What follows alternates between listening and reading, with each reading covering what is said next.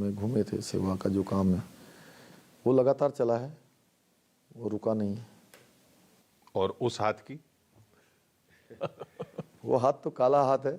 उत्तराखंड की जनता ने पहले ही उसको अस्वीकार कर दिया है। यहाँ की जनता कभी स्वीकार करने वाली नहीं है, क्योंकि वो काले हाथ ने केवल कारनामे किए हैं, यहाँ कोई काम नहीं किया है।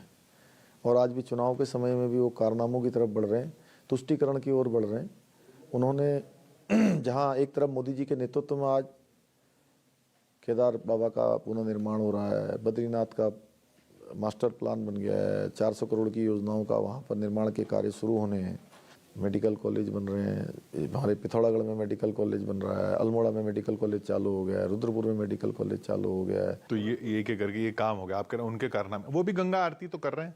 मैं कह रहा हूँ ना कि इतने सारे काम मोदी जी कर रहे हैं, वो कोई काम नहीं कर रहे हैं। अपना मैनिफेस्टो लागू करते हैं तो वो कहते हैं कि अब हम जब सरकार में आएंगे तो एक वर्ग विशेष को खुश करने के लिए मुस्लिम यूनिवर्सिटी बनाएंगे। मैं किसी धर्म के विशेष के खिलाफ नहीं हूँ। वो जिन्होंने वो बात कही उन्होंने कहा कि नहीं, वो तो उन्होंने अपने निजी विचार थे, फिर वापस ले लिए। नहीं, जब उन्होंने देखा कि आज उत्तराखंड की जनता ऐसी बात कभी देवभूमि में स्वीकार नहीं करेगी, और देवभूमि की जनता ने मान लिया, ठान लिया, क्योंकि उनकी पिछली सरकार भी देखी थी।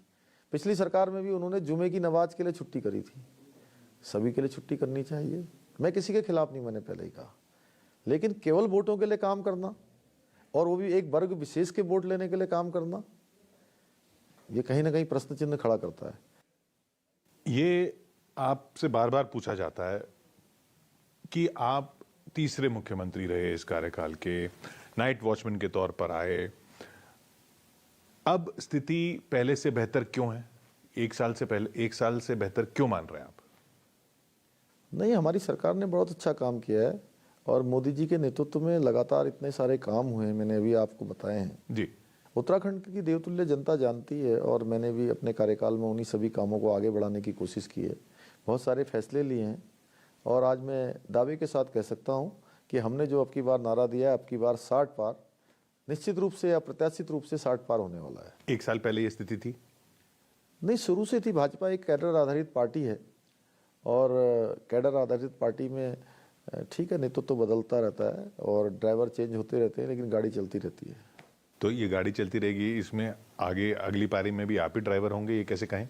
देखिए, मैंने कभी पार्टी से अपने लिए कोई सीट नहीं मांगी है। मेरी पार्टी ने जो काम मुझे दिया है, मैंने वो काम किया है। आज मोदी जी के नेतृत्व में हमारा देश हो, चाहे हमारा प्रदेश हो, वो लगातार तरक्की कर रहा है। जो काम कभी नहीं हुए, वो काम आज उनके नेतृत्व में हो रहे हैं।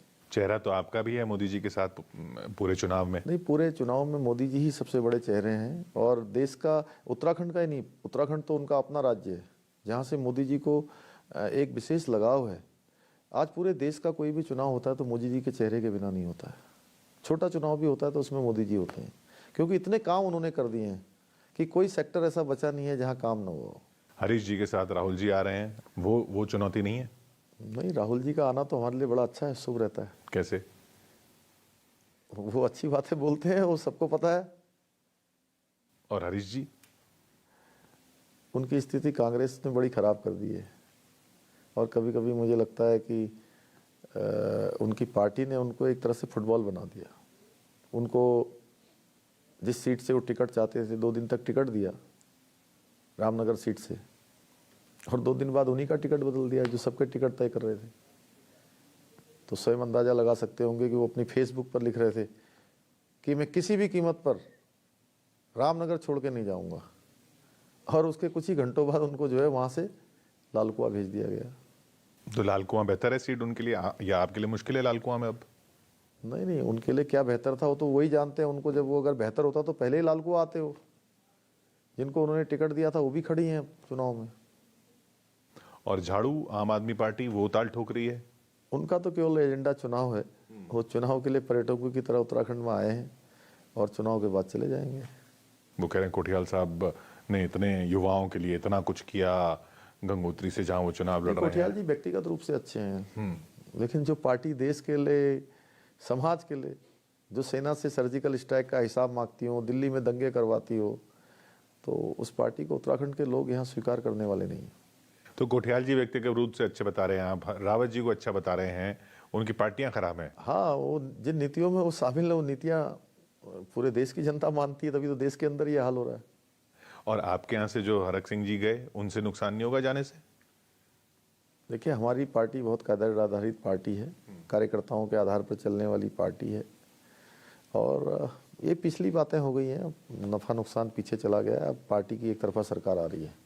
और बागी तो हैं कई जगह, कई कॉन्स्टिट्यूंसी में बागी खड़े हैं, उनसे आपकी पार्टी बात करने की भी कोशिश कर रही है, वो नुकसान नहीं पहुंचाएंगे? नहीं, अब देखिए, हमने कहा कि जब एक बार तय हो जाता है कि पार्टी में इनको टिकट हो गया है, चूँकि सभी लोग लड़ने वाले चाहते हैं मुझे भी टिकट मिले, मुझे भी टिकट मिले, बड़ी पार्टी है हमारी, जीतने की संभावना अधिक है। आज विश्व का सबसे बड़ा नेतृत्व तो हमारे पास मोदी जी के रूप में है, विश्व की सबसे बड़ी पार्टी हमारी है, तो ऐसे में ज़्यादा कैंडिडेट होना स्वाभाविक है। लेकिन पार्टी जब अंततः किसी के नाम पर तय कर देती है तो हमारे कार्यकर्ता फिर ये नहीं देखते कि कौन बागी है कौन नहीं है, जिसको सिंबल मिलता है उसके साथ चलते हैं। एक बात जो मैं फिर हरीश रावत जी की बात करूंगा, एक बात जो उन्होंने कही वो कि यशपाल आर्य जी सक्षम है राज्य को संभालने के लिए, इशारा ये कि भाई एक वंचित समाज से, दलित समाज से भी कोई सीएम हो सकता है। देखिए, हरीश रावत जी कब क्या कह दें, मेरे से एक दो बार लोगों ने कहा कि आप हरीश रावत जी को आप गंभीरता से क्यों नहीं लेते। मैंने कहा सबसे पहले तो उनकी पार्टी उनको गंभीरता से नहीं लेती है, उनकी पार्टी ने ही उनको गंभीरता से लेना बंद कर दिया है। दूसरी बात, उनके बयानों की जो बात है, वो यशपाल आर्या जी के बारे में कहते हैं कि यशपाल जी को देखना चाहता हूँ, इधर आते हैं तो कहते हैं किसी नौजवान को देखना चाहता हूँ, उधर बाबा केदार जाते हैं तो कहते हैं बाबा केदार मुझे ही बना दो मुख्यमंत्री। तो उनके एक जगह पर कई प्रकार के बयान हैं, अपने बारे में ही इस मुद्दे को लेकर कई प्रकार के उनके बयान हैं। तो इस बारे में वही ज़्यादा अच्छा बता सकते हैं कि वो कब क्या किसके लिए क्या कह रहे हैं। अच्छा, इलाका जहाँ से आप भी चुनाव लड़ रहे हैं, वो पूरा इलाका, उसके पास में वो लखीमपुर खीरी वाला इंसिडेंट भी हुआ, किसानों का गुस्सा बताया जाता था कि उस वक्त बहुत ज़्यादा था। क्या आप मानते हैं कि वो जो कानून वापस हुए उसके बाद वो पूरा शांत हो गया, या उसके लिए कुछ करने की ज़रूरत है? देश हित में माननीय प्रधानमंत्री जी ने वो कानून वापस ले लिया। और मैं खुद उधम सिंह नगर का रहने वाला हूँ, मैं किसान परिवार से हूँ, किसानों का बेटा हूँ, किसानों का भाई हूँ, आज मुख्य सेवक हूँ उत्तराखंड का। तो सारे किसानों को पता है कि मैं उनकी पीड़ा को समझता हूँ, उनके दर्द को समझता हूँ, उनकी समस्याओं को जानता हूँ, तो इसलिए सारे किसान भाई सहयोग करेंगे। ये बेहतर होता अगर कोविड ना होता, मोदी जी की और रैलीज होती। पश्चिम यूपी का चुनाव भी बीजेपी के लिए बहुत अहम है, तो काफ़ी बड़े जो नेता हैं वो वहाँ पर भी बिजी हैं। अगर वो वहाँ बिजी नहीं होते तो उत्तराखंड में ज़्यादा रैलियाँ होती, आपको ज़्यादा फायदा मिलता। ये चुनौती नहीं है? देखिए, अब जो देश काल परिस्थिति है, लोगों का जान माल की सुरक्षा बहुत ज़रूरी है और चुनाव भी ज़रूरी है। जैसा देश है, काल है, परिस्थिति है, उसके अनुरूप ही आगे बढ़ना है और हम आगे बढ़ रहे हैं। जो चुनाव आयोग के जो दिशा निर्देश हैं उसके आधार पर हम अपनी बैठक कर रहे हैं, इंडोर बैठक कर रहे हैं, डोर टू डोर संपर्क कर रहे हैं। मैं भी लगभग 25-30 विधानसभाओं में अभी तक जा चुका हूँ। ये जो डोर टू डोर आप जा रहे हैं, हम तस्वीरें भी देख रहे हैं, सबसे अहम बात आपको, या जो ऐसी बात जिससे आप भी अचंभित हैं लोगों से बात करके, वो आपको क्या दिख रही है इस चुनाव में? 4 चुनाव अभी तक संपन्न हुए हैं, ये 5वां चुनाव होने जा रहा है। और इस चुनाव में जो सबसे बड़ी बात दिख रही है वो ये दिख रही है कि जो वर्तमान सरकार है उस सरकार के खिलाफ कोई नहीं है। सारे सरकार लोग कह रहे हैं कि मोदी सरकार होनी चाहिए, लोग साथ में कह रहे हैं कि भाजपा की सरकार होनी चाहिए, तो ये सबसे बड़ी बात दिखाई दे रही। आप धामी सरकार क्यों नहीं बोलते? मैं पार्टी का एक सामान्य कार्यकर्ता हूँ, मेरी सरकार माने जनता की सरकार। तो आप कह रहे हैं कि जो इतिहास रहा है वो बदल के आप नया इतिहास बनाएंगे? हाँ, निश्चित रूप से। देखिए, मोदी जी के देश के प्रधानमंत्री बनने के बाद सारे इतिहास बदले हैं और उत्तराखंड में भी इतिहास बदलेगा। आसाम में बदला है, हरियाणा में बदला है, उत्तर प्रदेश में बदल रहा है, इस बार फिर बदलेगा, वहाँ दोबारा सरकार बनेगी, उत्तराखंड में भी दोबारा सरकार बनेगी। जो सत्ता विरोधी लहर की बात होती थी बार बार की उत्तराखंड का वोटर जो है वो हमेशा नाराज रहता है सत्ता से, वो नाराजगी पूरी तरह दूर हो चुकी है, वो पूरा मानस बदल चुका है? नहीं, उत्तराखंड के लोग हमारा भाव जानते हैं।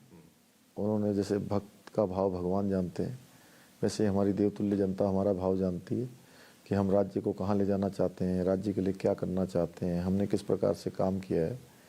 तो उसके आधार पर मैं कह सकता हूँ कि कहीं कोई संशय नहीं है, हम आश्वस्त हैं कि प्रचंड बहुमत की सरकार हमारी बनेगी।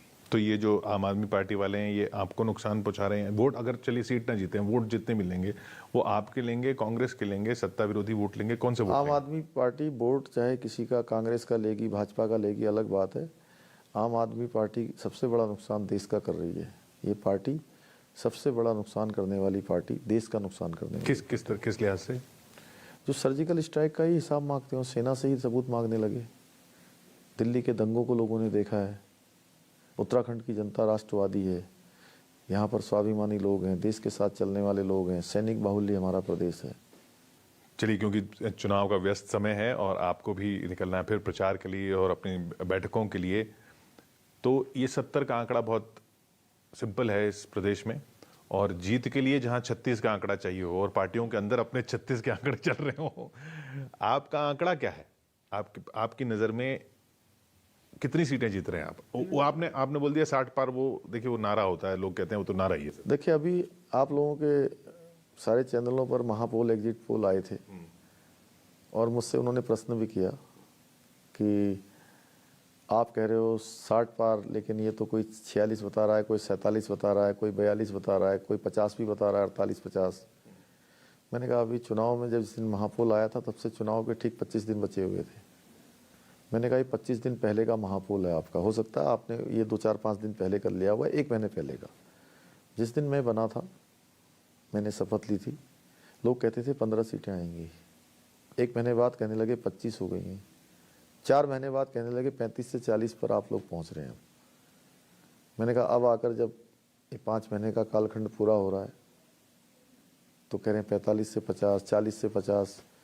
मैंने कहा 60 से एक भी कम नहीं होगा। जिस दिन वोटिंग होगी 14 फरवरी को, जिस दिन मतदान होगा, पूरे आकाश जो हमने नारा दिया है, अब की 60 पार, उत्तराखंड की देवतुल्य जनता हमको आशीर्वाद देगी। तो आखिर आपने जो जहां से मैंने सवाल शुरू किया था उसका जवाब दे ही दिया कि आप 60 पार करेंगे, लेकिन शुरुआत आपके कार्यकाल में 15 से हुई थी। नहीं, मैं ऐसा लोग कहते थे, मैंने नहीं कहा। मैं तो कहता हूँ कि शुरू से हम इस पर लेकर चल रहे हैं। पिछली बार 57 थे तो इस बार 60 होंगे, और मोदी जी के नेतृत्व में तो आज के दिन से ज़्यादा परिश्रम अगले दिन करना है। खैर, ये फैसला जनता को देना है और 10 मार्च को ये फैसला जब आएगा तब आपसे फिर बात होगी, और आप उम्मीद करते हैं कि इसी भवन में मुख्यमंत्री आवास में बात होगी अगले टर्म में भी। बहुत बहुत शुक्रिया आपसे बात करने के लिए पुष्कर जी। नमस्कार। Uttarakhand CM Pushkar Singh Dhami news 18 India पर। देखते रहिए आप न्यूज़ 18 इंडिया।